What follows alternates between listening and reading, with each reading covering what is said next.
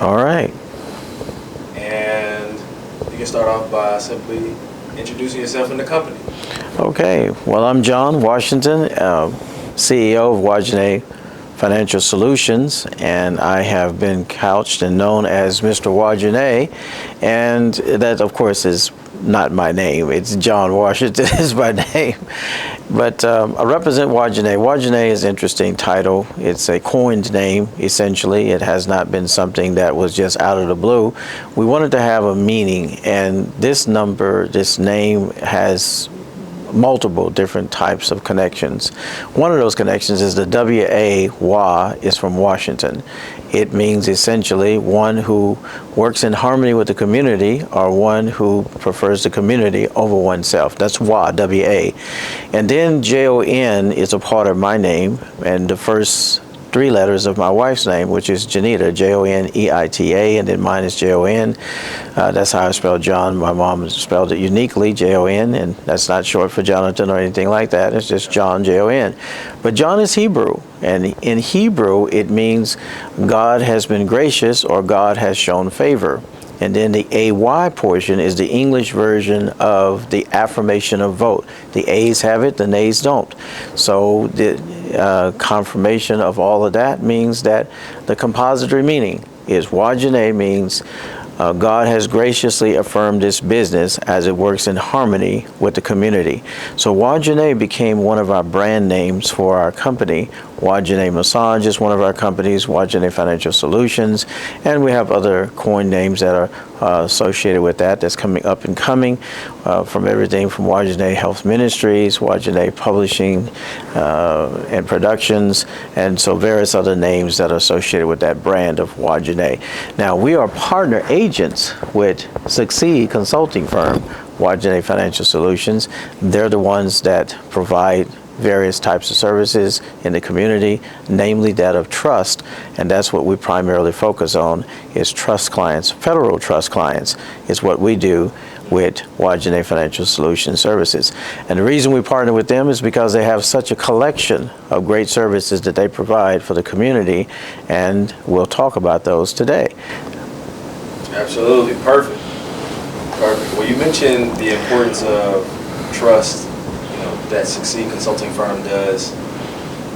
When you hear the statistic that 92% of minority families won't pass down an inheritance to the first generation, how do you respond to that? I respond to that by thinking in terms of how we lose oftentimes our wealth. One of those particular ways, 95% of most African American families and specific families in general in America will lose a lot of their wealth through probate court, because most people have living trust instruments, will instruments, and many have nothing at all. And with that, by default, if you have nothing at all, you will be subject to probate court anyway. If you expect to have titles transferred to you in any kind of legal matters that the person has left behind, then you're going to be by default having a ticket to probate court. Now, the other part is that having a trust, a living trust, and a will. There's no trust in the 50 states of the United States that's going to be executed or performed by an attorney or developed by an attorney without attaching a will to it. Now, there are all different kinds of trust covenants out there. Land trust, specifically living trust. Most of the stuff that you hear on the website is going to be living trust, 98% of it or more, and then land trust on the side. But predominantly, it's going to usually be a living trust, and they're going to attach a will to it called an overpour, like an overpour will. So that whatever assets are put in that trust when it's set up is one thing, but whatever accumulates after that fact is going to be put in a will. And those two associations with one another is, of course, a ticket to probate court. The same is true with just a will by itself. The person ends up having that plus a will, or that by a will by itself. So if you have a will by itself, that's going to, again, be a ticket to probate court. And that's where a lot of the middle class poor people and upper middle class, and a few quiet millionaires that don't know much about other processes to execute for their estate planning. This is what generally happens by default for a lot of people. So sometimes people have the living trust and a will and they think they got everything together, but what they don't realize is the system was set up for that. It's an illusion of security. It's designed to give you the thought processes and the feelings that you have security. But in fact, that which you think you have only a portion thereof, but you don't have the whole kit and caboodle. You have only a part of it. And so you think you have the whole, but what you really do is have a part. Because when you have a living trust, it's a registered instrument with the state. And also, it is a registered instrument with the federal government, additionally. So this is my long answer related to this, but these are the things that are associated with estate planning that tends to take away wealth building and also wealth accumulation. Once a person has achieved that wealth accumulation, 91, 92, 95% of them then get it taken away from them through probate court. So the other thing that's horrible is health care. The amount of money we spend on health care when a person spent 20, 30, 40 years working, and then all of a sudden they have to spend a lot of their wealth on trying to stay well throughout their closing years, whatever that's going to be. I think one of the national average statistics is somewhere in the category of maybe at least, average of 5 years, and most people are pass away within 5 years of retirement. So those kind of things like that, if you're not preparing yourself and the next generation for what is to come after you're gone, then that's going to be a loss for a lot of the family members. So the other thing is taxation. Taxation takes a lot of their wealth away, and then quiet little lawsuits and judgments against properties and those kind of things, IRS problems, those kind of things. So those are all combinations. You got health care, you got taxes, you got IRS with the taxes issues, you got health care, of course, and then you got probate court that tends to take a lot of that away. And did I mention lawsuits? Yeah. Absolutely. You said a lot of great things there. I definitely wanted to ask you about probate court. And many people are familiar with probate court, but a lot of times, like you said, 95% of people are going to go to probate court. So why exactly, if I were to pass away tomorrow, would I not want my wife and my kids to have to go to probate court? Well, because most lawyers can take up to 33% of your estate when you go to probate court. In fact, sometimes it's half. We have cases, many cases, where an individual had left his family $28 million out of Ohio. And the guy who retired, of course, he was pretty well off when he retired, a gentleman down in Florida and his family, and he was standing to get $4.9 million, and his sister getting $4.9 million, and the mom was going to get almost up to $10 million, something like that. But out of a $28 million estate that was set to go for the family, the uncle had a living trust and a will set up in Ohio. Well, Ohio is one of the states of the 41 states in the United States that has a state income tax. And so not only did they have to pay state income tax on that $28 million wealth chest, but they also had to pay the federal tax in addition to that. But tell me why the attorneys took $10 million out of that estate. So $10 million out, lost $1 million of it in the stock market within 6 months, and then the state got their share and the federal got their share. So $18 million was extracted from that $28 million accumulation that uncle had worked so hard for. And so that's a living trust and a will. And so that accumulation, he probably thought he paid about $15,000 for that will and that will and that living trust, thinking that, hey, I got everything secure and everything like that. And he happens to leave suddenly, and what he left behind, he thought was a great legacy, which it still was. Mom could do a lot with $10 million, but the two individuals that thought they were going to get $4.9 million apiece, $575,000 apiece. So tell me, if your uncle left you $28 million, would you not expect to at least get the 4.9 million, but instead you get less than $1,575,000 out of $28 million estate.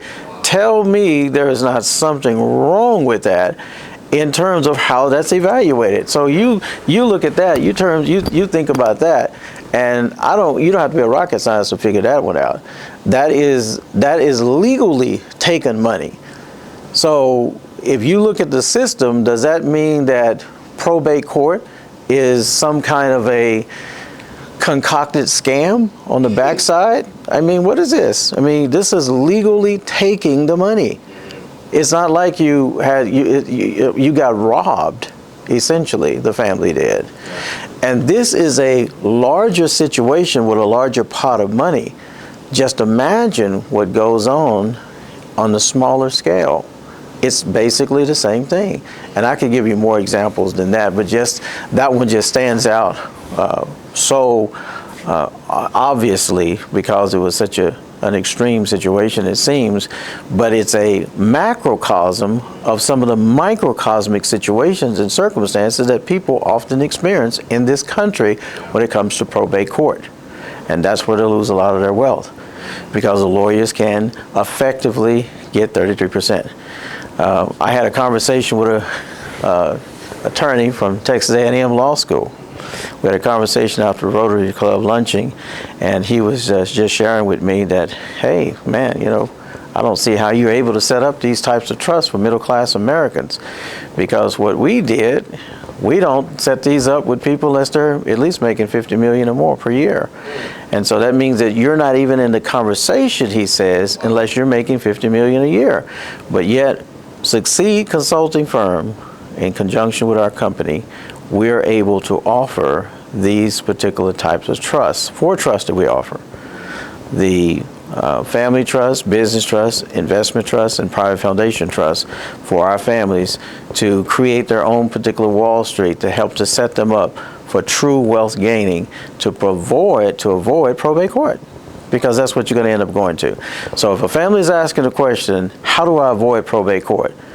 My simple answer is, you need a federal style trust. That's what you need. Because any other instrument that you would go after, living trust and wills, or you don't kick the can down the road expecting something to happen, but you just putting it off. And COVID should have taught us that certain diseases and sudden crises that you may experience in your family, stray accident, stray bullet, just out of the blue stuff, can catch you off guard.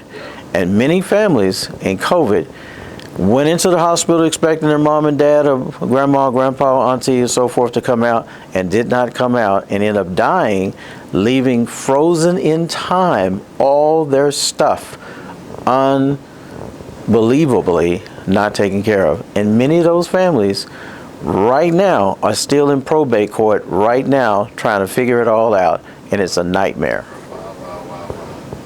Yeah, I can definitely attest to that with a few individuals I know myself. Mm-hmm. And when I look at my life, even as a young person though, you have a coined phrase that I hear you say all the time, kicking the can down the road.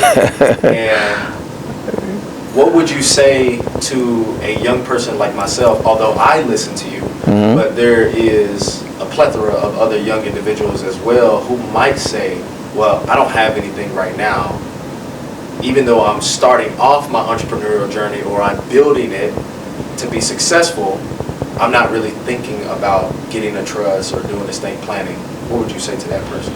Well, essentially, you may think that you don't have many assets, and clearly you probably don't have a lot of assets, but there are some things that you're probably unfamiliar with, the process that you do have that is of value in the marketplace when it comes to a federal trust. Now, for example, you may be a book writer or a book author, and you can do that in your teens or 20s.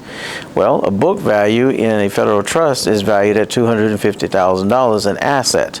So let's say if you wrote a poetry book, you wrote an autobiography, you wrote a fictional book, any of those literary genres that you might write, They're valued at $250,000. And what if you had a audiobook version of it, another $250,000, and then say maybe you attached a workbook to it that you had to work it out. Maybe you have a children's book that you did, and maybe you have a lesson book associated with that.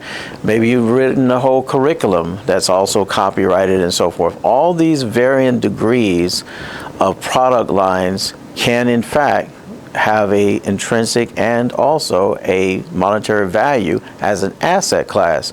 So you can be an author of 4 or 5 different books, be living in an apartment making $20,000, $30,000, $40,000 a year, and be a millionaire in asset.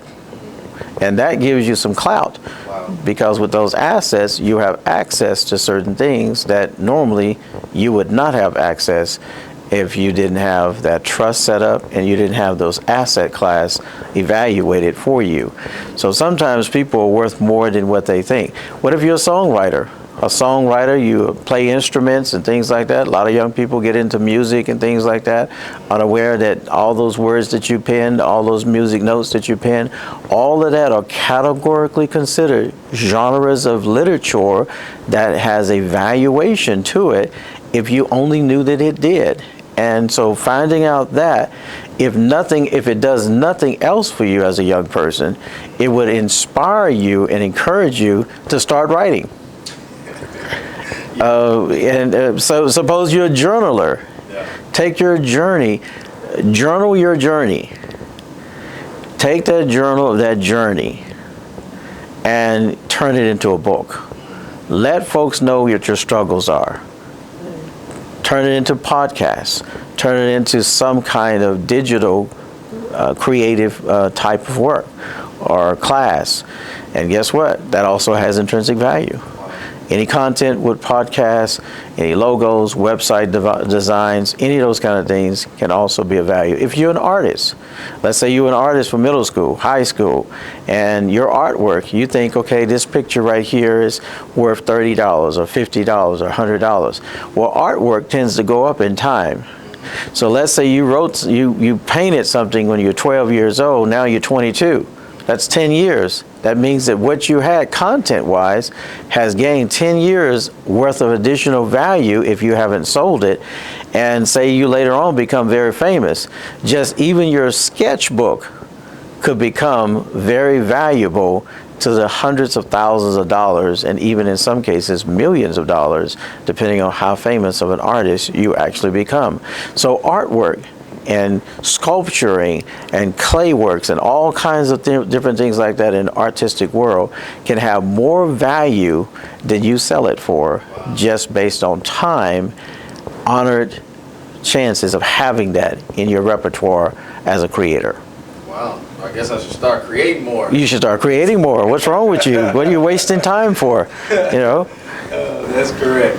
When you mention that, when you take it into consideration, now I'm thinking to myself, if I have all of these assets and I create all of these things and I build this business of success, okay, now I'm getting ready to pass down to my kids because I want a lot of kids, right? Mm-hmm. Most people, they'll maybe do 1 or 2. I'll probably go up into the higher ranges of wanting to have kids.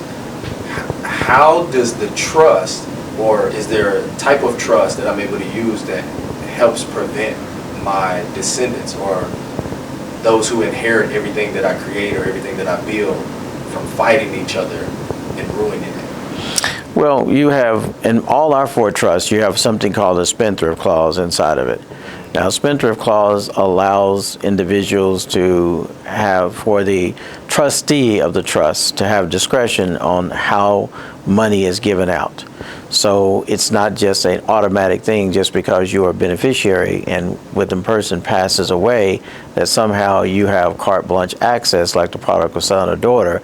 Give me my inheritance now, whatever it is, and let me go on my way. Well, what if you're a crackhead? What if you have nefarious intent?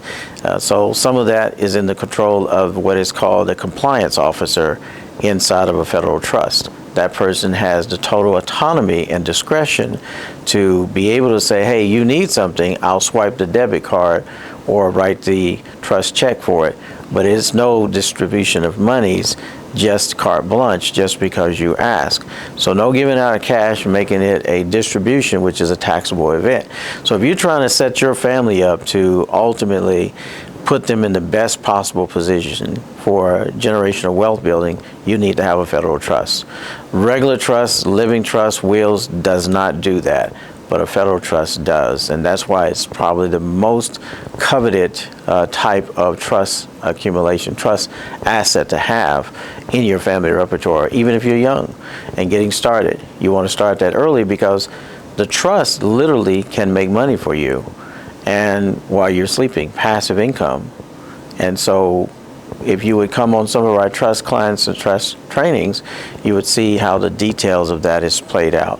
So we explain a lot of that on our Monday and Tuesday calls that we have on a weekly basis. And then some Sundays too, we have a Golden Corral that we have where you can come for a breakfast, a brunch, and we kind of share that information with you. So yeah, just to give you some ideas. So the main thing is to educate yourself as a young family to ensure that you have exhausted your options that you're looking at to build generational wealth, to look into various annuities, IULs, term life policies, and those kind of things. And you want the trust, like the business trust, to own the policy and also be the beneficiary of the policy so that your children can be able to have that type of benefit from the ultimate policies themselves.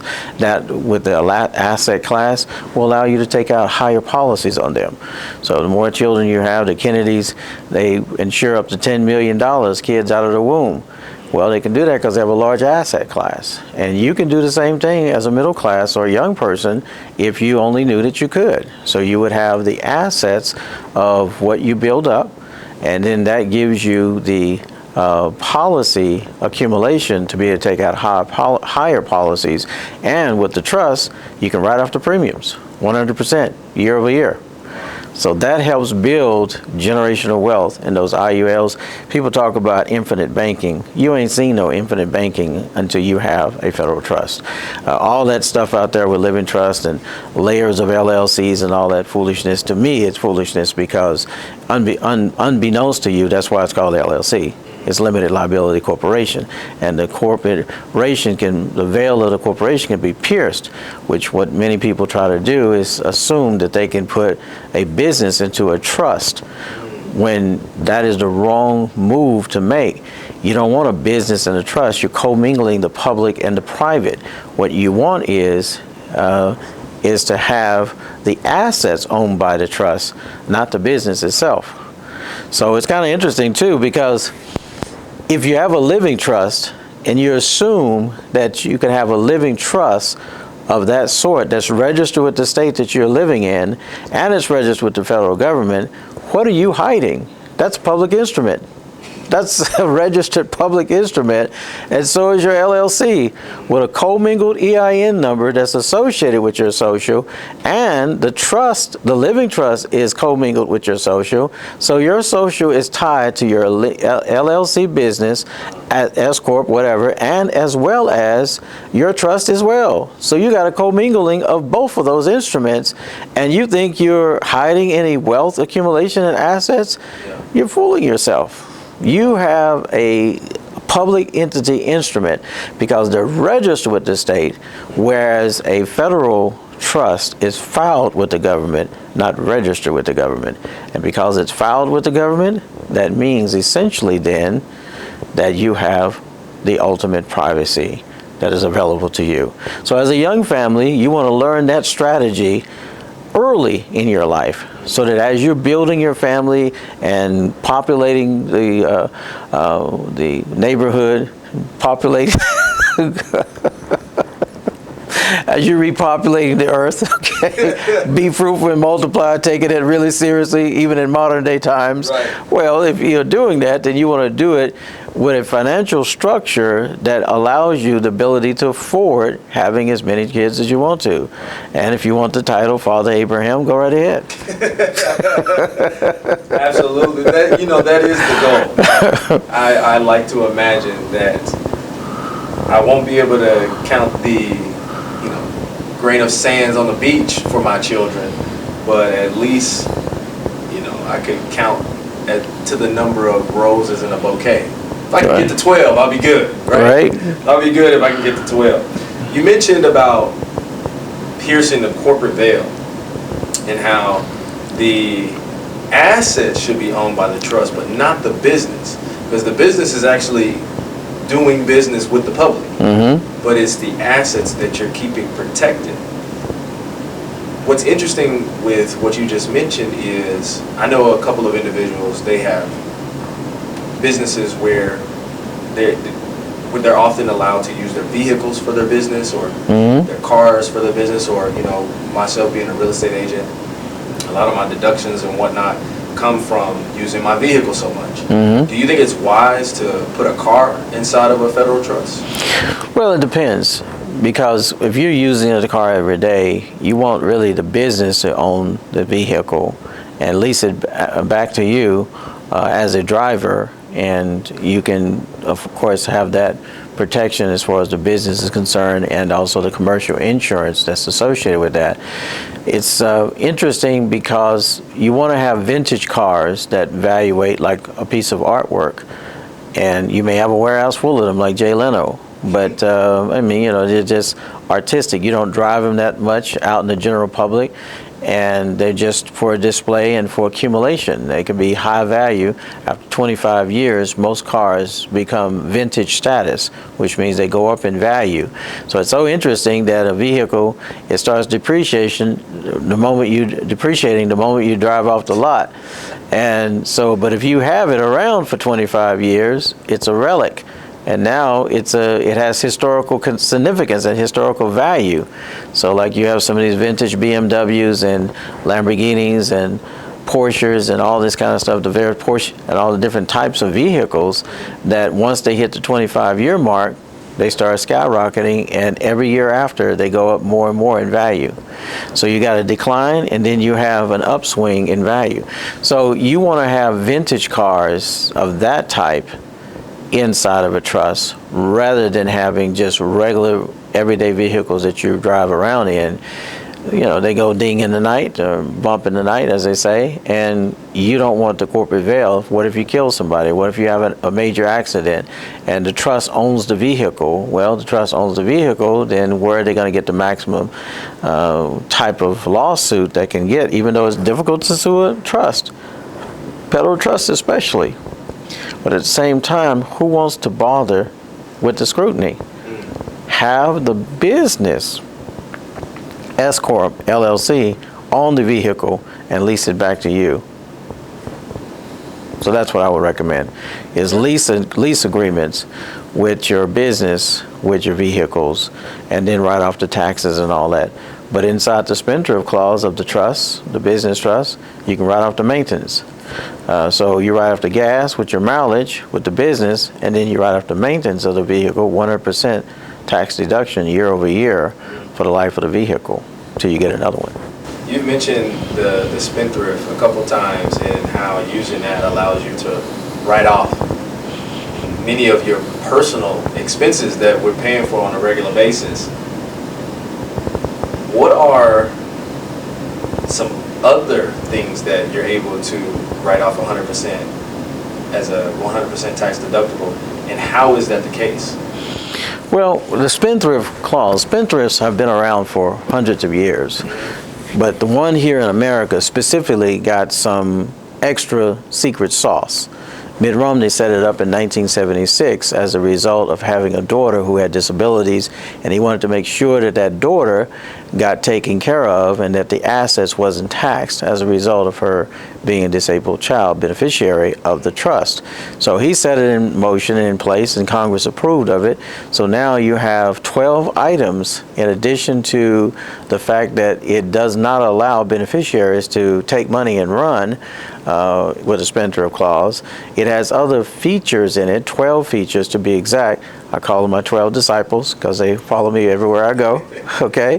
What the wealthy set up for is these 12 items are very special. You won't see them on any kind of publications or the web or anything like that, but they bear some unique things in there that are 12 lifestyle things, from everything from your travel to your education, from pre-K to PhD, 100% tax write-off right off the whole entire education.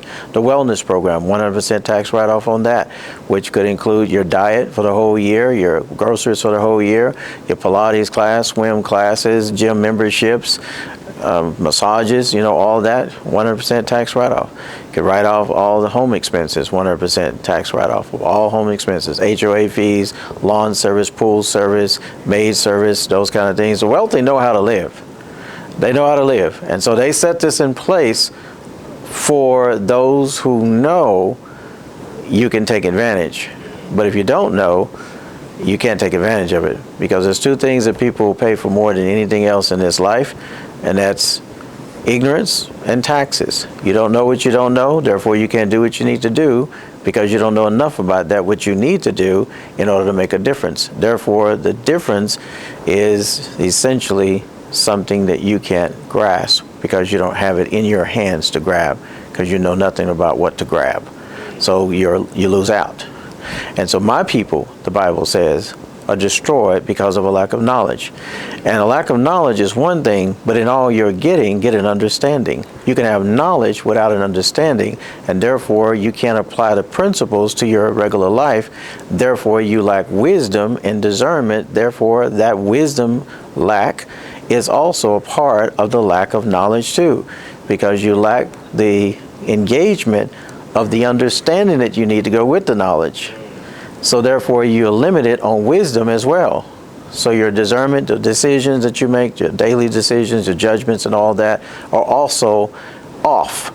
And as a result of that offness, you end up making sometimes life-wounding mistakes that you can't recover for, or take you years to recover for it.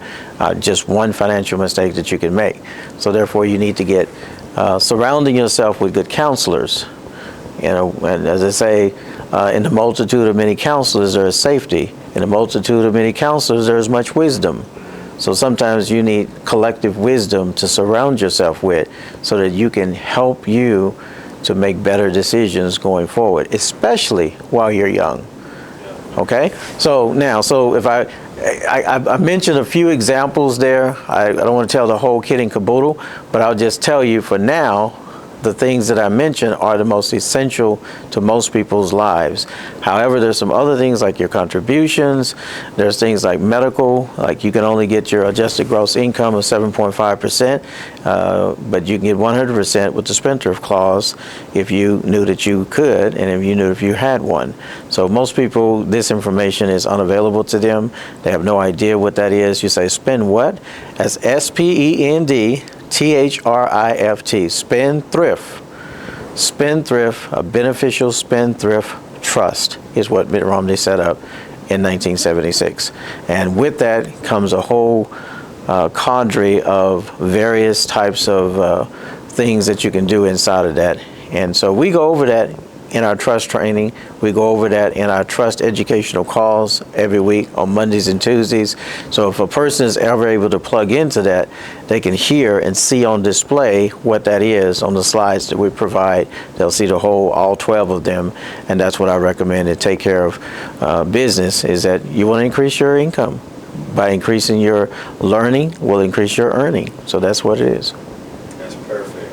What I'm going to do now is I'm going to take questions, not necessarily for myself, but questions that other people would like to ask, and you can give your take on the question that I asked. We'll call it Mr. Wajonay Answers. Okay, so, Mr. Wajonay Answers. Mr. Wajonay, Okay, all right. Mr. Wajonay, if I get divorced, will my ex be able to take any of my trust assets? Well, when you are married, if you accumulated assets in your lifetime while you're married, most states have what is called communal property laws. But when you mutually agree, for example, you both own the mortgage, but you put the mortgage inside the trust. The trust now owns the mortgage, not you and your spouse anymore. So if you divide that, if you separate, then one of you was the compliance officer and the trustee of that particular trust. Now, would they seek to try to undo the other person, because with the stroke of a pen, they can eliminate a person who is a successor trustee or successor compliance officer, and they can even eliminate beneficiaries with the stroke of a pen and a notary as well, because they're in charge of that. So for that reason, some people, spouses, they'll make themselves co-trustees and co-compliance officers. And that, of course, will preclude them from making that general decision of doing that. Well, I didn't expect my phone to be ringing during this time, but let me cut that off. I thought maybe my phone was already decreasing. That's actually a client that probably needs some good attention, so I'll address that in a few minutes. I actually had this ringer off, so I'm surprised that it even rang, but we'll go with it like that. Okay? All right, so I apologize for that. So, yeah, so that's essentially, so the couple divorces. And now, what happens to the estate? Well, most divorces can be really ugly, depending on the circumstances of what led to the divorce. So, with some kind of strategic matters, probably it's wise for some couples to be co-trustees and co-compliance officers. That means that if you make a decision, we both have to agree on that decision. If you both agree, one cannot agree to say cut out all the other children that's associated with that marriage, especially if you had a situation where a person came into the relationship and the mom already had some kids, or the dad already has some kids, and the mom joins them, and now you want to cut them out of the inheritance, and so you want to go that route. And trying to go that route, well, you have co-trustee power, so that means that you can't do that without the other's permission to collaborate.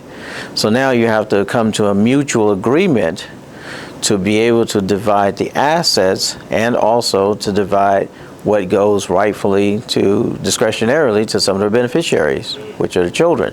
So that's probably strategically the best thing to do in a federal trust situation. In a living trust situation, it's a little bit different in how to handle that. And so for that reason, some people might gravitate toward that. However, it's still a nightmare. And I don't have time to get into the nightmarish part of that. But just to answer your question specifically, yes, I would say co-trustees, co-compliance officers is the way to go. So that way, if you decide to sell the house, for example, which is usually one of your biggest accumulated assets, then you can sell the house out of the trust, no capital gains tax, and then just subdivide whatever the benefit is of one spouse or the other spouse, and you can amicably call it quits and go your separate ways. But as they often say, it's cheaper to keep her. This is very true. It is cheaper to keep him too. This is very true. The reason being because Jeff Bezos himself was divorced, and when he got divorced, his wife became the wealthiest woman in America. Right, exactly.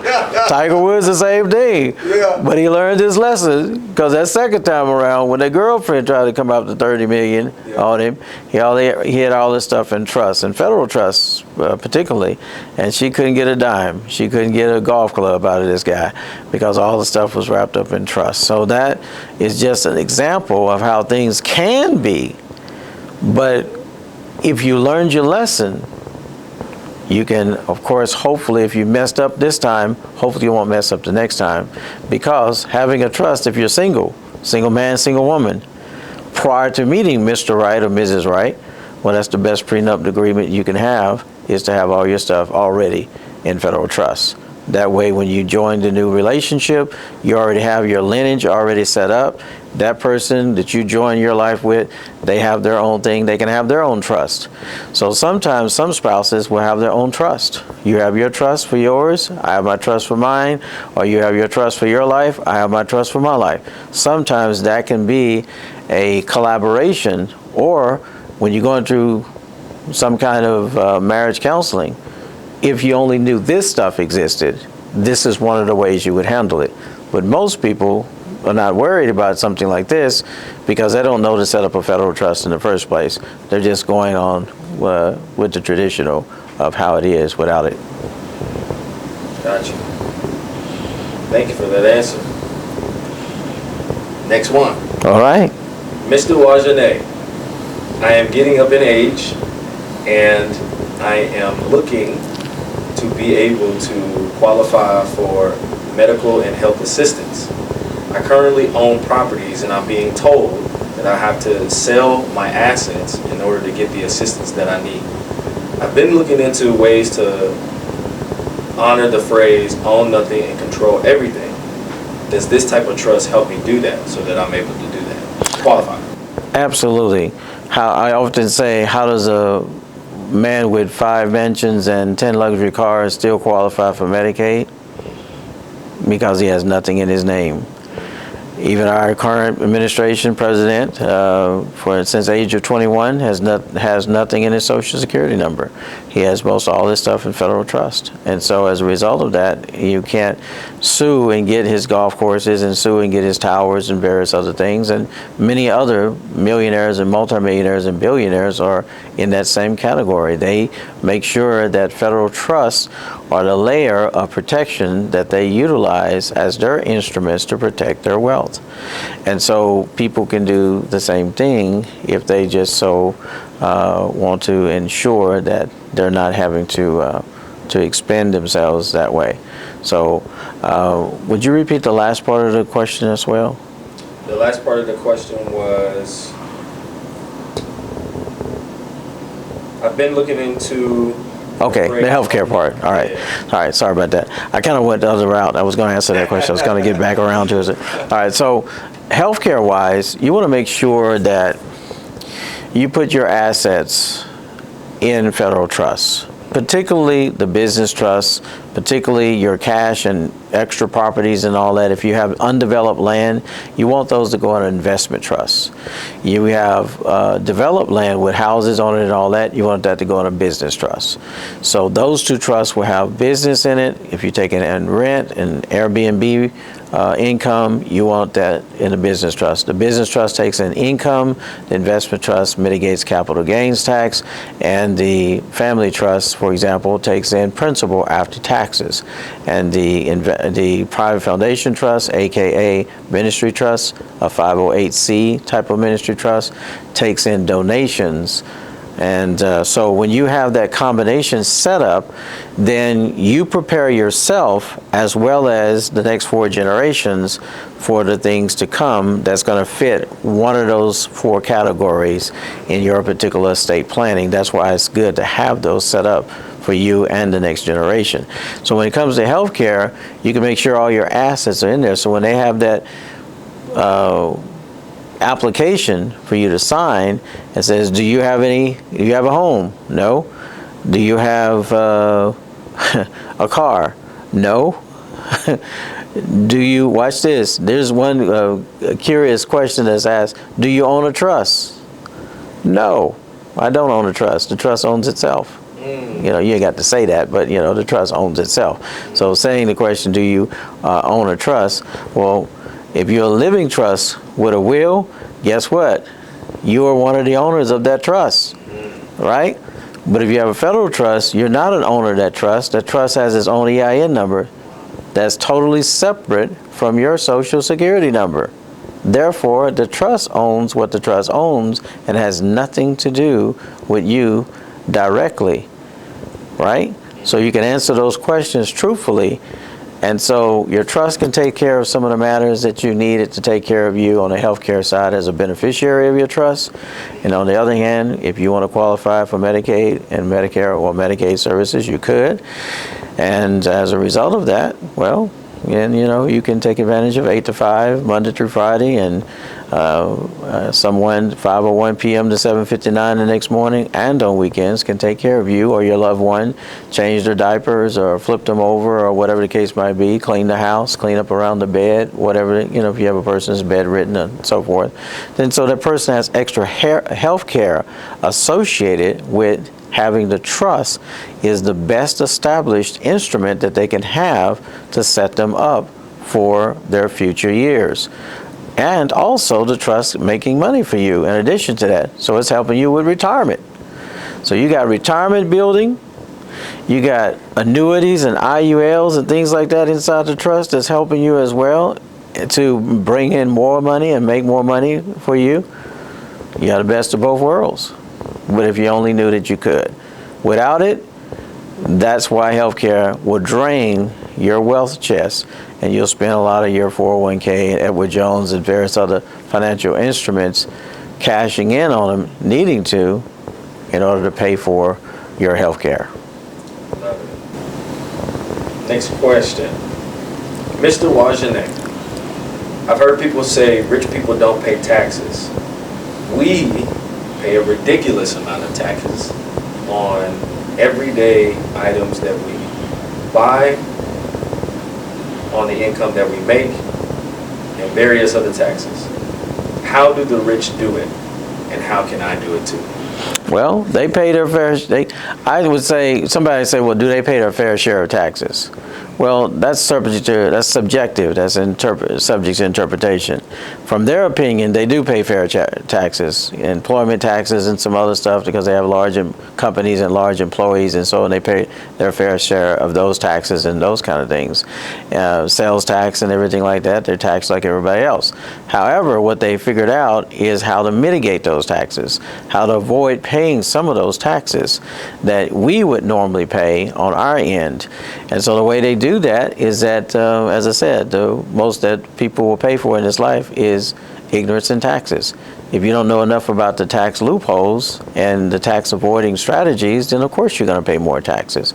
So what they strive to do is that they pay less taxes as they get more accumulation, because they're able to hire accounting firms to do their taxable instruments that can teach them methodology-wise how to mitigate those taxes.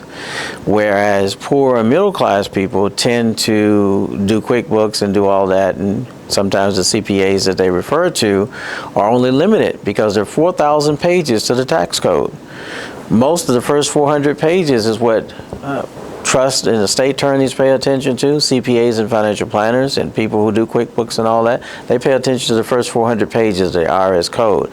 What the other 3,600 pages that are there, what about those pages? Well, most multimillionaires, corporations, politicians, they pay attention to what those loopholes are, because it's not illegal in the United States to legitimately avoid paying taxes. That is legal in this country.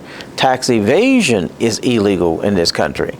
And so if you're evading taxes and you're doing some other crazy stuff that you're trying to avoid, stuff, hide stuff in a bunch of LLCs and some other stuff that people have gotten really creative these days of doing, that's one thing. But legitimately paying your fair share of taxes and mitigating the rest of your taxes is important. That's why a lot of wealthy people have private foundations, because they can actually take part of their W-2 salary, donate 60% of it to their own private foundation, and lower their taxable income. So if you had let's say you had a $200,000 combined income with you and your spouse, you could lower your taxable income to $80K by donating $120,000 to your own private foundation. The IRS requires you to pay 5% to a qualified 501c3, which that for most people is their church, where they pay 10%, 5%, 15% for tithe, 10% for tithe, 5% for offering, so 15%. So if you took 15% of a $200,000 salary, well, that's $30,000, 15% of that. So what do you do with it? Well, you subtract the $30,000 from the $120,000, and you got $90,000 sitting in your private foundation. Well, you can also move that money into some of it by percentage allocation into your investments, some of it by percentage allocation into your family trust, because a family trust takes in principal after taxes. So therefore, you can move some of that money into the family trust and then pay all your bills for the rest of the year on it, and be able to receive a tax return in many cases as well. And so now you just take that refund check from the government and put it right into investments, and with compound interest type of instruments and keep on growing your wealth and war chest over the course of many years. So that's how the wealthy avoid taxes at that level, and I ain't mad at them. When I went to that Millionaire Billionaires Conference in Indianapolis, Indiana, it taught me a lot. And that, what it taught me is that the wealthy know how to mitigate their taxes and avoid taxable income. And they utilize the federal trust instruments to do that with successfully. If you're trying to use a business, which is helpful, better than nothing. If you're just using the child care credit, that's good. But if you understand how federal trusts work, you are now in the game. If you're not in that category, you're not in the game, you're still trying to discover it. That's why you're where you are, and that's why you probably, in some cases, won't be where many of them are at.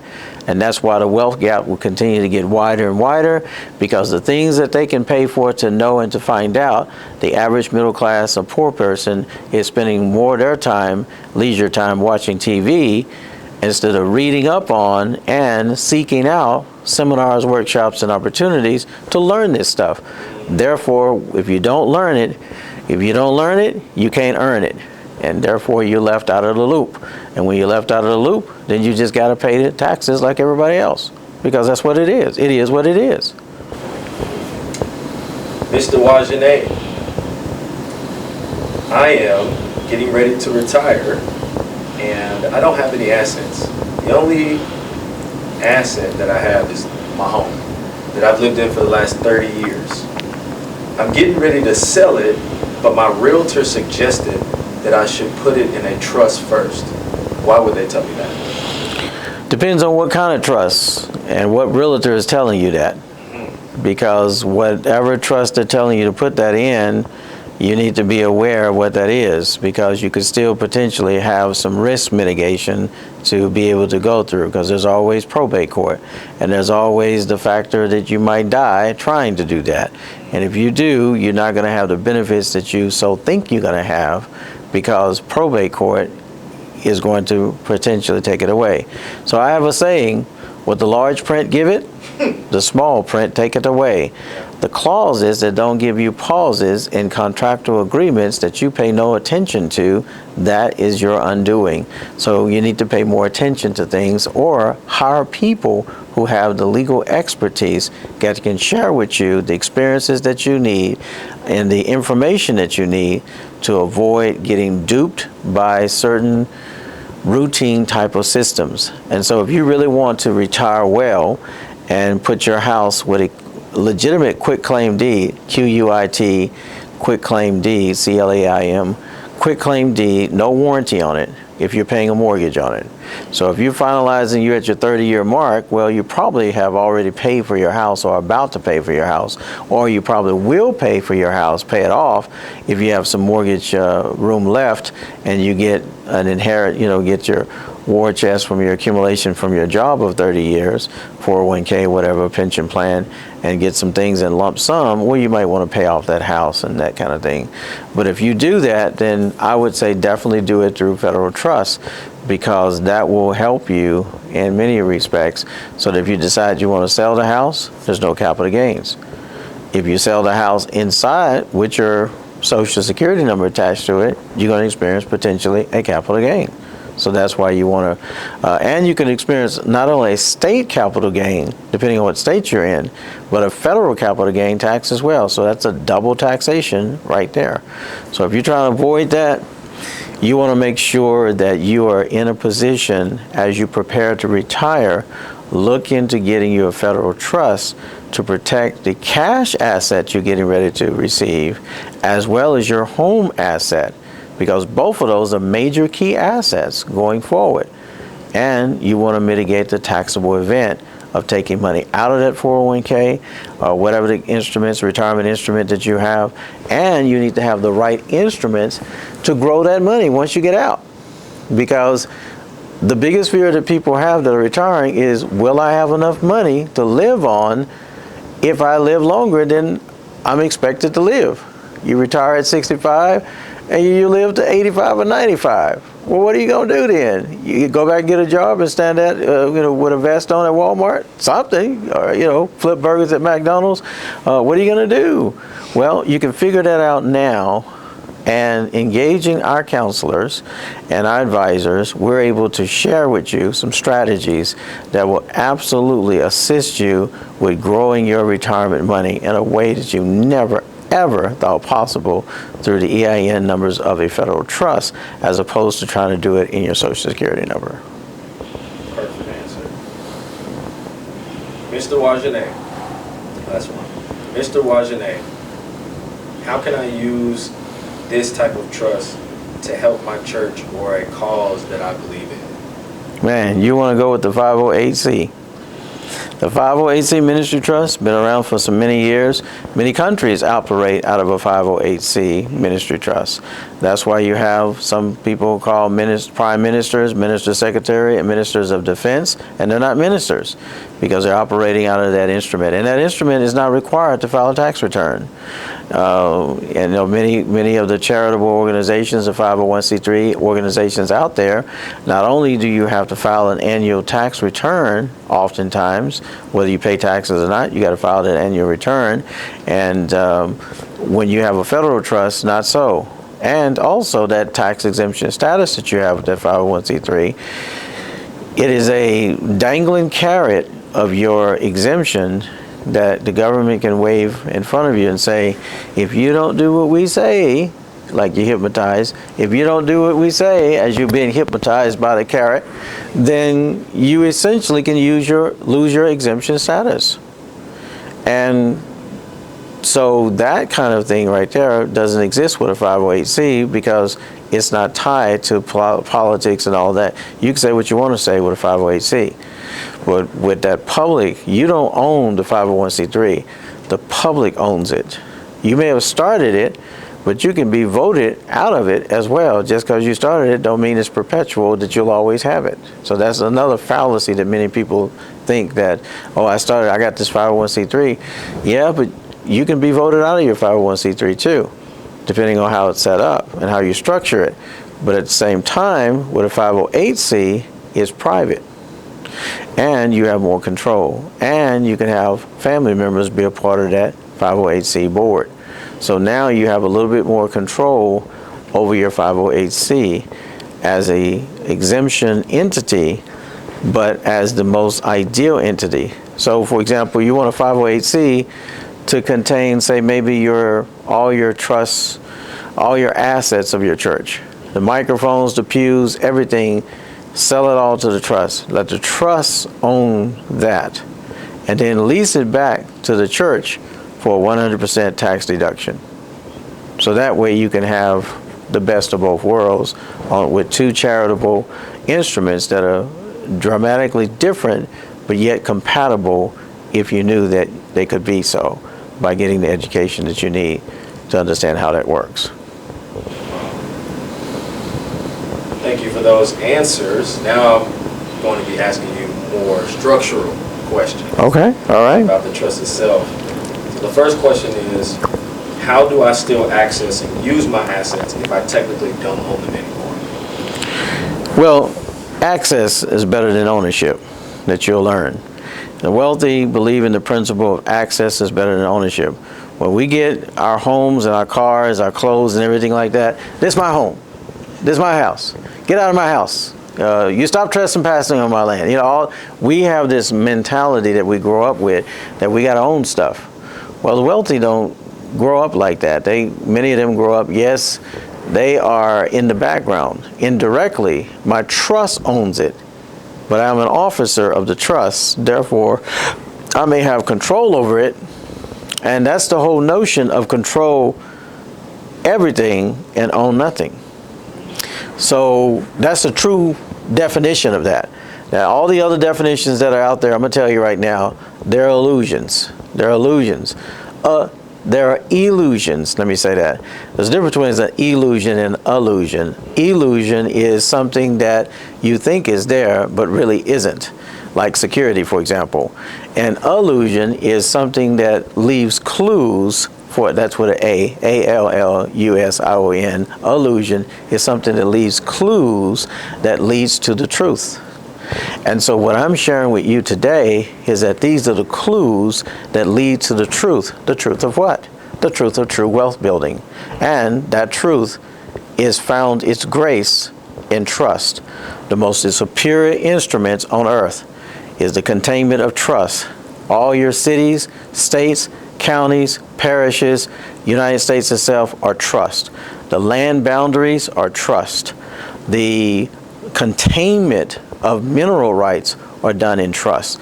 Oil, gold, silver, all the precious metals. And now, even the digital is held in trust. Okay? So you can have an investment trust that owns the digital currency, like Bitcoin, and various other gold, silver, commodities, S&P 500, all of those contained in the investment trust that can hold those assets for you.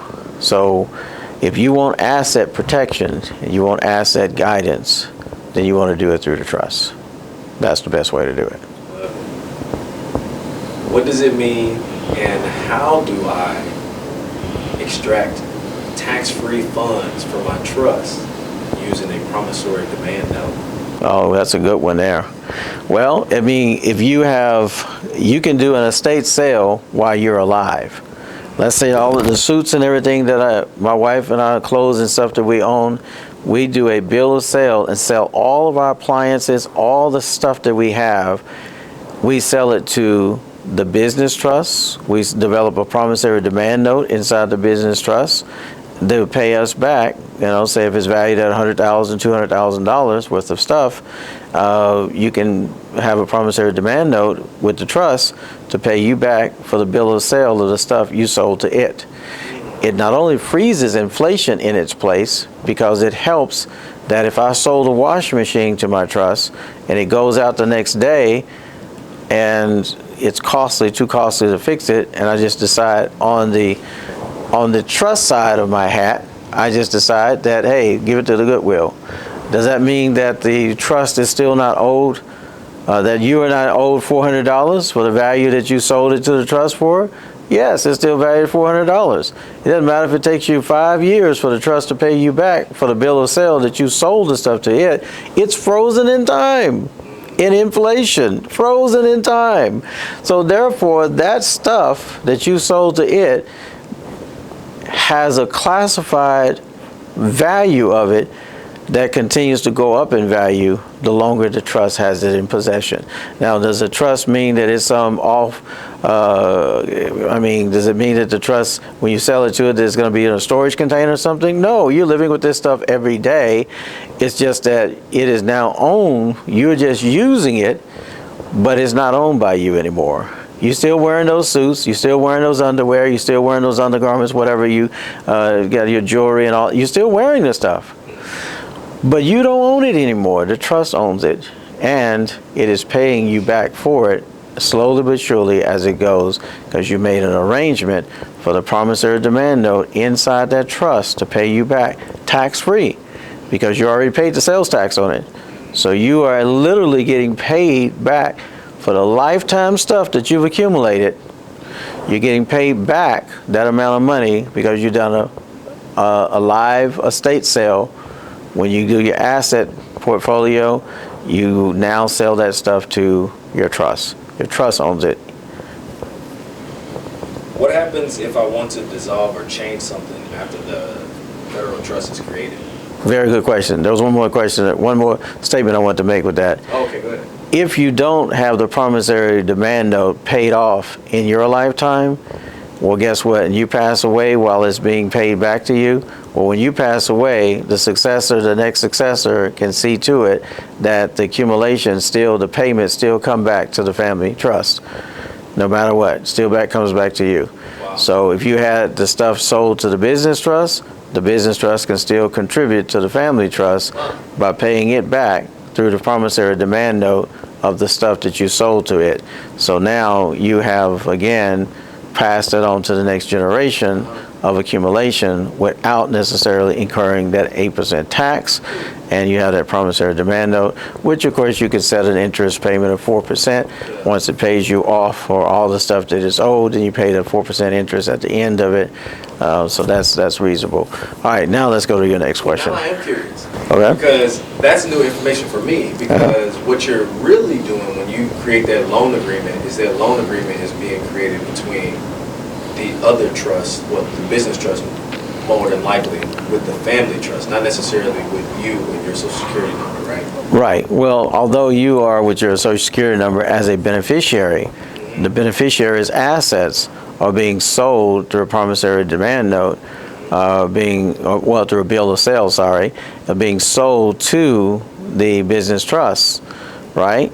And it's being sold there with them with the expectation in mind that such a promissory note will pay them back. As the trust gets accumulation and income coming into it from various other sources, then you can draw down on that money because you got the trust account, you got the trust debit card, trust checks, you can draw down on that money to pay you back personally and put that money in your personal business account if you want to, and then turn around and donate to your private foundation, or put it in as cash back into your family trust, because the family trust takes in principal after taxes. Right. So the money has already been taxed. So anything that because you pay the sales tax, so anything that you receive from the business trust from the promissory demand note is tax-free. Therefore, you can put it right into the family trust as principal after taxes. Because it's already been taxed, right? It's dead. Interesting. So your second question. My question was, what happens if I want to dissolve or change something in the federal trust after it's created? Well, the dissolving you're probably not going to want to do, most likely. But if you want to change something, you can change anything except the corpus of the trust itself. You can change other things like beneficiaries, successors, those kind of things. You can change those with the stroke of a pen and a notary. And you can add also special clauses to go with the trust that will give the trust different abilities to do different things over time, because some people's situation change over time. So you want to make sure that the trust has the ability to adapt to the times. So you as the trustee or as the compliance officer may make recommendations to add certain clauses to the trust to accommodate the changes in society or your circumstances. And you can add those clauses throughout your entire lifetime, as long as you're competent, of sound mind, and not senile or having dementia or Alzheimer's. You're just fine. All the way to your dying breath, you can make changes with the stroke of a pen and with a notary at your side. Why would a non-grantor trust, like this one, be safer or more strategic for tax purposes? Well, because non-grantor means that the person that's the non-grantor is not putting any money in the trust, and they're not taking any money out of the trust. That's what makes them a non-grantor. Now, what makes them a settler, which you didn't mention necessarily, but a settler, non-grantor settler, is the fact that they have settled as a witness that person's establishment of their trust. And therefore, when they do that, serve as that person for them. When it comes to review time of the trust, they're going to sign off on all the necessary documents to say that I have no more responsibility for this trust. They pass the fiduciary relationship on to the trustee, which is you, and the title of your trust goes in that RS form. The person themselves goes on the second line, and then, of course, that transfer of the fiduciary happens between the non-grantor settler person who uses their social security number to help set up and eyewitness your setup. And their social security number is not going to go on record either. It's just going to be one record of the EIN number established that was set up by this witness. And now when they write off and sign off on the paper, they have no more anything to do with your trust development. So your trust is EIN number free from yours and from theirs. They have no access to your bank account. They have no access to any of your financial instruments and everything like that. That's why you want to pick a neutral person that's not a family member or anything like that, that can contribute to your trust. That cannot contribute to your trust and won't be benefiting from it as a result of that. So it's a non-family member oftentimes. That's your non-grantor trustee. Okay? So that's a basic, very distinct difference in a federal trust. Of all that does not even exist in a living trust with a will. Nice. With the Succeed the State strategy, what role does the capital holding company play? Okay, the capital holding company is essentially a S-corp LLC type, and it is designed to take in capital. If you are a business owner that believes in multiple streams of income, and you have multiple LLCs that you're receiving revenue on, well, you're depending on the structure that you have, like Warren Buffett and many of these guys, they have multiple companies. And instead of paying 37%, 37%, 37% on each of the entities, they're capped at one particular entity, which is a capital holding company. They keep the capital that they have in those companies to make sure they run from a weekly basis. But all the extra capital they send to the capital holding company, and then annually you only have to pay one particular entity, and that is the capital holding company that you pay distribution tax to, that you could perhaps receive a K-1 from that accumulation, or you can use the capital holding instrument to go out and buy another property or buy 100% equipment that goes well with one of the businesses or all of them. So that way you can mitigate that particular area by simply having a ability to have the trust to own the assets and to be able to affect change for the individual. So, Got you. Can I set this up if I already have a will or a living trust? you can. We recommend that you set the federal trust up first, and then we give you the paperwork to descend the will in the living trust, which is usually revocable, by the way. I hardly know of any of them that's irrevocable except upon the person's death, but they're usually revocable. What is the difference between revocable and irrevocable? The basic difference is that one, a lot of lawyers try to scare you into revocable because they say, you don't want a revocable, do you? Because you don't, they say that you don't want irrevocable because you can't make any changes. That's what they often say to the people, to scare people away from doing irrevocable, discretionary type of complex trust. But the truth of the matter is that revocable gives them access to your account, more so than giving you access to your account and your family members, because you're going to be gone. So that irrevocable status is much better than a revocable status because it gives the lawyers a chance to have a foothold into your estate, whereas the irrevocable does not do that. The irrevocable allows you the privilege of having discretionary distribution. Okay? And so the irrevocable means that you can change beneficiaries, you can change successors with the stroke of a pen. So just because it's irrevocable doesn't mean that it's in stone and can never be changed. But you do want it to be limited to how much change can take place so that distributions are not needlessly done. They can be done strategically so that way you have enough money still in that war chest to keep passing down from generation after generation. So that's essentially pretty much it with both of those. These type of trusts seem extremely powerful. They are. Why do you think it is that only a certain level of people know about these type of trusts when they can be available for everybody? I think that primarily because the wealthy know that it's a tight-lipped subject. They're not going to tell you much about that. They're not going to put it on the web or anything like that because it's like an exclusive club. To the initiated ones of society, the haves and the have-nots, the need to know versus those who don't need to know, and there are special privileges and to it, like politicians and so forth have. So there's a great deal of benefit to it, and many of the people who don't take advantage of that, well, they will suffer because of that. So you're sharing this with middle-class Americans, upper middle class, and quiet millionaires who don't know about trust. That pretty much makes you like not just a financial solutionist or financial consultant, but you're like a financial revolutionary.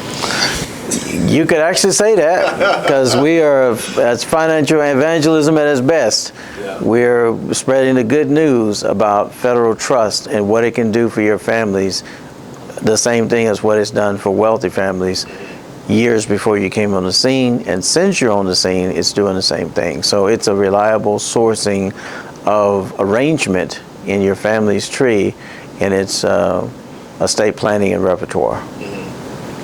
What is one final piece of wisdom or advice you would give to anyone who might be asking how to own nothing but control everything? Remember these three principles that the wealthy have. It is essentially they multiply their wealth, they protect their wealth, and they preserve their lifestyle. Doesn't matter what Donald Trump and Elon Musk and the rest of them up there in Washington, doesn't matter what departments they're getting rid of and all this kind of stuff. And what matters is that you understand that they're not going to vote themselves out of wealth. And neither should you. You should continue to arm yourself with intellectual information and the appropriation of participation that you have to get involved as quickly as you can, so that you can realize the fruits of your labor and the benefits that are associated with you that you don't yet know because you've not experienced it at that level. But when you do, you'll be ushered into the echelons of a greater depth of understanding and wisdom in society. Well, I appreciate it. This has been golden nuggets all over the place. It's great, because I appreciate you and the question that you've asked. I hope those are some questions that will be able to answer some things that people have been contemplating. You need to know about, the audience needs to know about these types of trusts. If you do and take advantage of it, you're going to be absolutely blown away and amazed of how powerful they are. You just don't yet know that it can make a huge difference in your financial accumulation of how you do business. You'll do it very differently after you obtain these types of trusts. I guarantee you will. You will. Absolutely. Right. Absolutely. And people don't like to guarantee stuff, but I'll guarantee that statement right there. All right. Yeah. Well, One more. Okay, go ahead. Just because I thought of it, and it's funny the way you talk about it. You've mentioned that having these types of trusts changes the way people treat you, especially banks. Yes. Tell us a little bit about that. Well, have you ever noticed that I was in the bank the other day at one particular bank, I won't name the bank, and I could not help that they had a bowl of suckers there. And it wasn't just suckers, there were dum-dum suckers. Like dum-dum, little sucker dum-dum suckers. Now, I don't know if there's someone has a grand sense of humor, or they just want to have the kids be awarded with candy, or adults who still have the kid in them to be awarded, or that you're just walking out with one more sucker gone out of the bank because you've just been duped by the minuscule interest that they provide for you, the weak CD interest that they provide for you, and all the other instruments that seem to favor the bank, not you. That's why you should have a trust account with no interest and a no interest in bearing account, and not taking on even their minuscule interest. And that way you can do some other creative things that we'll talk about at another date. But I'll just tell you this much right now. Don't be a sucker for the bank. Every time you make a deposit in the bank, they get 10 times your deposit. So if you deposit 100, they get 1,000. You deposit 1,000, they get 10,000. You deposit 10,000, they get 100,000. You deposit 100,000, they get 1,000,000. That's how their banks operate on what they call fractional reserve, fractional reserve banking. So they make a lot of money on loaning out monies and so forth. And the Federal Reserve that they're in cahoots with are certainly being able to give them advances that are 10 times the amount. And that's how banks make money. And they make money on fees. All the fees and transaction fees and all those kind of stuff, and NSF charges on the poor and various other individuals. That's how they make money on it. And if you don't wise up and you don't educate yourself, then you may as well get you one of those dum-dums on the way out of the bank. That's what I'll say about that. At least you'll make the experience that was perhaps bitter. Maybe that's a way of sweetening it up as you leave. Okay, calm you down after you get so upset of what you had to pay out with them, and how they sometimes treat you like a kid. Like you don't know how to get your own money out of the bank, or they don't want you to get your own money out of the bank. They will hold on to that money and give you all kind of rules and regulations that control your money. And you saying, "Oh, I want to wire this to so and so." What? You want to wire what? I want to wire $25,000 or $40,000. You're gonna have to talk to the vice president about that, or the president about that. You're like, "Oh, I didn't have to talk to you when I deposited, so why did I talk to them while I withdraw it?" Well, that's just our policies here. Well, I'm glad you have policies here, because I have policies too. And my policy says that when I deposit money in your bank and I come to get it, I've come to get my money. So where is my money? Give me the cashier's check, or allow me to wire it in peace, like I gave it to you in peace. I already made the money on it. The deposit's been here for over a week. I already made your money on it. Now let me make mine and do what I got to do. All right? And no, I don't want any of your suckers for today. There's no dum-dum today. I didn't come here with dum-dum mentality. I came here like a king that God made me to be. I am the light of the world, a city that is set on a hill which cannot be hid. That's not because of being braggadocious as a spiritual leader and spiritual Christian. That is just a fact of what God set his people up to do. And so I don't have to acquiesce. My kingship is my humility in the situation that I'm in. I don't have to sit here and dumb down myself and bow down to you because I've given you my money for you to treat me like a kid to get it back. I'm here to affect change on what I need to do for your holding my money. I did you a favor by allowing you to hold my money and make money on it, and now it's time for me to hold it, to do something else with it. Thank you very much. But you're not going to stop me from saying, "Oh, well, you can only Zelle so much per day. You can only take out so much withdrawals per day," and those kind of things like that. You're going to limit what I can do with my money, and that's has dum-dum written all over it, if you ask me. And I'm not getting ready to acquiesce to that. I come there to be treated with respect and to be treated well. And when you have these federal trusts, you can and you will be treated well, because you're into a newfound knowledge of what they know, because the bank itself is a trust. So, and generally speaking, the president of the bank is the trustee of the bank, or the owners of the bank are the trustees of the bank. And so you're the trustees of your estate when you have a federal trust. And so that puts you in the position, like that puts them in the position. So it's basically like one bank talking to another, one representative of a bank that's talking to another representative of a bank. My representation is with my family wealth building, my particular Wall Street, our Wall Street, my wife and I, and that is the containment of how we privately move finances through our family, legally, ethically, but in private. Unlike living trust instruments where you are registered with the federal government, registered with the state, and all that your transactions and so forth are public information for others to learn and to know what your stuff is. But on the private side, I want to keep my stuff private, and the banks know them. That's why we only deal with 5 basic banks. We only deal with Truist, Wells Fargo, PNC Bank, Frost here in Texas, and U.S. Bank. And there's a Bank of Missouri, and there's a couple other banks out there in the country that's been around a long time. They only want 2 documents: your trust certificate and your EIN number with the federal government. That's it. They don't ask for any other documents. So that's why we recommend our clients to go to those particular 5 banks and avoid all other banks. Because when you go to these other banks, they're going to ask you for all your documents and get all up in your business and know all your Kool-Aid and flavors, and that is a disaster, because now you put all your private stuff out there into the public domain. And so if you do that, then you may as well get you a dum-dum on the way out of the bank. Well, that's great.